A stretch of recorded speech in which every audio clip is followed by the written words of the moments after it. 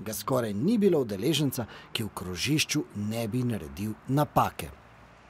Bova spet obrnila, pa prijeva nazaj in greva še enkrat v tale rondo, turbo, pa boste zdaj prav zvozila, ker zdaj ste naredila prekršek, pa sem vam pogovorila kakšen, zakaj. Bi mogla iti na pas. Sploh ne bi smela pasa menjati. Torej bi vas ta pas kar pripeljal do tistega pravega in bi ravno tako prišla nazaj do Kranja. Zdaj greva torej cel krogec pa nazaj. Zdaj tam v rondoju, zdaj bova gledala na tla, boste videla, da je na najnem pasu puščica za naravnost. Saj vem. In pri tisti puščici ne smete levo zaviti, ampak morate kar po tem pasu iti okoli.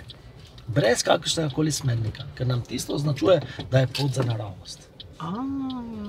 In zdaj v teh velikih turbo rondojih se vi morate vedno pred rondojem postaviti na tisti pas in ta pas vas bo kot kanal pripeljal v želeno smer. Skozi leta so verjetno tudi sami opazovali promet okoli sebe in se iz tega potem nekako naučili, kaj je dobro v prometu.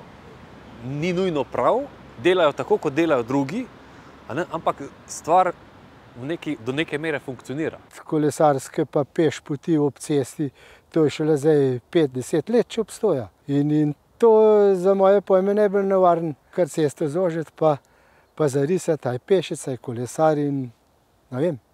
Jaz sem se bolj varenega počutil peljati, če ne bo nič zarisanega, ker moraš glih tako omogočiti pešco. Zdaj to je hudič skozi gledati na te znake 30, 40, 60, 80, ne. Tečno, ko hudič, ne. Dosadno.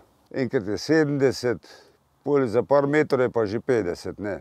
Zakaj ne bi združili nekako to skupaj, ne?